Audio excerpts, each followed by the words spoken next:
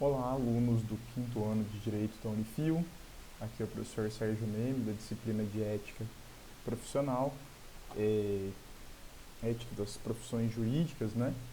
E nós estamos aqui hoje, nesse vídeo, para dois motivos, até é, comunicando vocês. A nossa prova é no próximo encontro, na próxima semana nós teremos prova.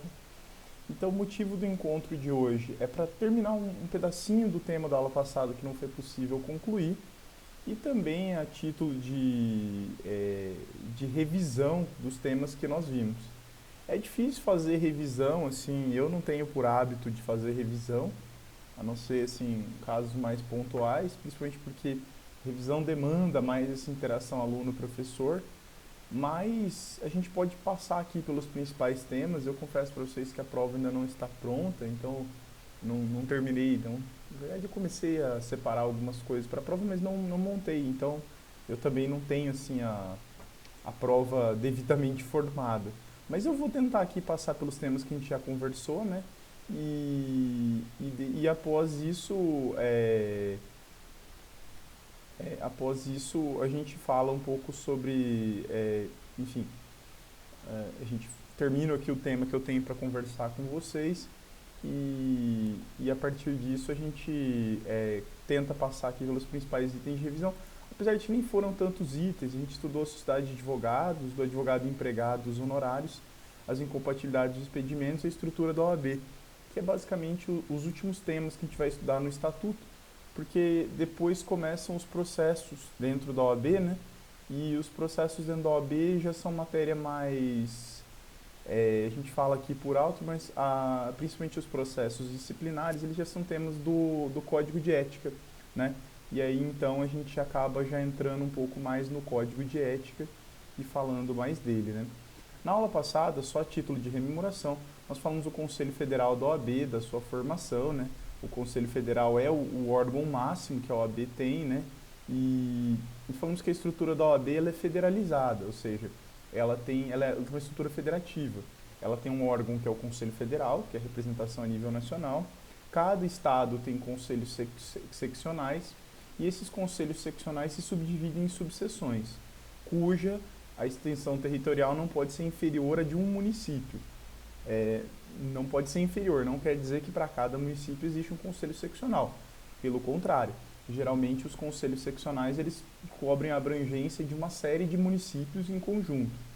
Mas, caso queira haver divisão em conselhos seccionais menores, não há impedimento desde que esse conselho seccional não seja... Perdão, eu falei conselho seccional, mas os conselhos seccionais subdividem em subseções. E essas subseções não podem ter uma extensão territorial inferior a de um município. Mas isso não quer dizer que as subseções elas venham abranger exclusivamente um município cada uma. Em verdade, na maioria dos casos, as subseções, na verdade, acabam abrangendo vários municípios. E por fim também tem uma figura que é a Caixa de Assistência de Advogados, que é uma estrutura jurídica voltada a prestar auxílio direto ou indireto, de benefícios diretos ou indiretos aos advogados, né? Na aula passada a gente falou do Conselho Federal, né, da sua composição, né, e principalmente também sobre as suas finalidades, né, que ela é a representação máxima da OAB, ela tem como função criar normativas internas, como o próprio Código de Ética e Disciplina, ela tem que velar pelo fiel cumprimento da lei, né, e do próprio Estatuto da Advocacia. Ela é a representação da OAB para fins legais. Claro que dentro dos estados as subseções, as seccionais, perdão, também têm representatividade jurídica, ou seja, a nível estadual quem representa a OAB são as seccionais, mas a representação a nível nacional se dá pelo Conselho Federal da OAB. Ela também tem a função de zelar, né, e eventualmente intervir nos conselhos seccionais em caso de graves violações e também é órgão recursal contra decisões de processos que correram nos conselhos seccionais, né? E aí algumas outras atribuições, se vocês quiserem dar uma lida, isso aí é bem tranquilo, mas muito importante dar uma lida no artigo 54 do Estatuto da OAB, tá? Que ali traz as competências disso. Eu aproveitei aqui até meio que fiz uma revisão desse tema aqui para vocês. Bem, os conselhos seccionais, que é o nosso tema de hoje. Os conselhos seccionais, eles já têm uma formação, digamos, um pouco parecida com o do Conselho Federal, né? Com o Conselho Federal, só que, obviamente, é a nível de Estado. E o que o Estatuto vai dispor é que o número de membros desses conselhos seccionais ele vai variar na proporção do número de inscritos naquele estado, né? Ou seja, estados com maiores membros, né, com maior membros do seguinte, né, com maiores pessoas inscritas, um número maior de advogados inscritos, terão mais conselheiros. E os que têm menos, aonde isso vai estar regulamentado? No regulamento geral. Esse regulamento geral ele é aprovado pelo Conselho Federal. Ele não é objeto de cobrança, em regra, no exame da ordem, né? E principalmente a nossa disciplina acaba não entrando muito nele, porque apesar da gente falar aqui da estrutura da OAB, eu acho muito relevante falar da estrutura do OAB e tal, mas a nossa disciplina é uma disciplina de ética, né? Então o foco aqui teria que ser, na verdade, estudo da ética profissional. Mas não tem como falar de ética na OAB sem falar dos órgãos que a compõem, porque paralelamente ao Conselho Seccional haverá um Tribunal de Ética e Disciplina e paralelamente ao Conselho Federal um Tribunal de Ética e Disciplina, a nível recursal. Então, o Tribunal de Ética e Disciplina menor e o Tribunal de Ética e Disciplina maior. E para entender o funcionamento desses tribunais de ética e disciplina, que justamente velam e julgam os processos disciplinares contra advogados, é imprescindível conhecer a estrutura da OAB. Agora, adentrar o regulamento geral realmente seria tangenciar muito a nossa matéria, porque daí realmente é mais, digamos assim, minúcias do funcionamento interno da OAB, que não obstante ser um tema até bem relevante, bem interessante, ele está fora da nossa disciplina.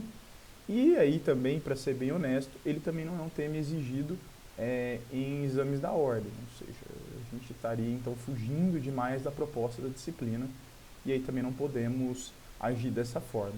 Quantos membros vão ter? Olha, como eu disse, a proporção se dará de acordo com um número de advogados inscritos, né, proporcional aos advogados inscritos, segundo critérios estabelecidos no regulamento. Então é claro que você tem subseção, tem conselho seccional aí no Brasil que tem 3 mil inscritos, né? E você tem conselho seccional que tem mais de 450 mil inscritos. Então é óbvio que eles não vão ter o mesmo número de conselheiros, né? Enfim, é meio evidente isso, que haverá uma proporcionalidade aí, quanto maior a representatividade ali em número de advogados inscritos, mais você vai ter que ter conselheiros para representá-los, né? Esse conselho, ele segue uma estrutura muito parecida com a do Conselho Federal, sabe? Aquela estrutura de membros eleitos e também presidentes ou ex-presidentes que têm mandatos vitalícios, né? E honorários que têm direito à voz, mas não têm direito a voto. Os ex-presidentes, eles participam, eles são membros efetivos, honorários vitalícios, só que eles têm direito apenas à fala, eles não têm direito a voto, salvo se além de ex-presidente ele também for eleito como conselheiro, o que pode acontecer. Mas excetuado isso, ele na condição de ex-presidente vai ter direito a assento e a fala, mas não direito a voto, né? Tem uma disposição aqui também sobre falar dos institutos de advogados local, né? Quando a gente, das primeiras aulas que eu falei para vocês, foi na segunda aula que a gente teve, eu contei mais ou menos a história de que a OAB, na verdade, veio sucedendo. A OAB, ela sucedeu o Instituto de Advogados do Brasil, né? E aí, a nível estadual, nos estados, antes da existência da OAB, existiam conselhos, institutos de advogados, né? Que é o nascedor da OAB. E aqui, em deferência a esses institutos locais de advogados, que na verdade foram o nascedor da OAB, o presidente desse instituto, né, de advogados, ele também tem um assento no conselho seccional. Mais uma vez, ele é membro honorário, tem direito a assento, tem direito à voz, mas não tem direito a voto, tá? O voto é prerrogativa exclusiva dos conselheiros, né?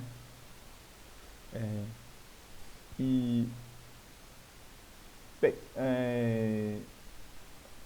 qual a função, para que serve, né? Para que serve um conselho seccional? Bem, como eu disse, dentro das suas atribuições, dentro da sua territorialidade, né, a função do Conselho Federal, do Conselho Seccional, é exercer as competências dentro do território daquele respectivo ente federado. Então, por exemplo, o Conselho Seccional da OAB Paraná, ele é o órgão representativo aqui dentro do Estado do Paraná. Na verdade, as atribuições que ele tem estão previstas em lei, no 58 do Estatuto, sem com que ele possa invadir as competências de outro conselho seccional, ou seja, ele só tem representatividade dentro do Estado do Paraná e não fora dele, e sem concorrer, obviamente, com as competências que são referentes do Conselho Federal. O Conselho Federal tem as suas competências e dentro das competências do Conselho Federal, elas não concorrem com a do Conselho Seccional, né? Elas não são concorrentes, ou seja, cada um tem as suas próprias competências privativas e há, indiscutivelmente, uma hierarquia entre esses conselhos, né? E aí, assim, as atribuições deles são basicamente assim, bem mais simples, né? Se autorregulamentar dentro do que for permitido das suas atribuições, criar subseções, a criação das subseções aí, então passa por autorização do Conselho Seccional. Então, como a gente vai falar desse Conselho das subseções, a criação de novas, a divisão das subseções em novas subseções, demanda a deliberação do Conselho Seccional, né?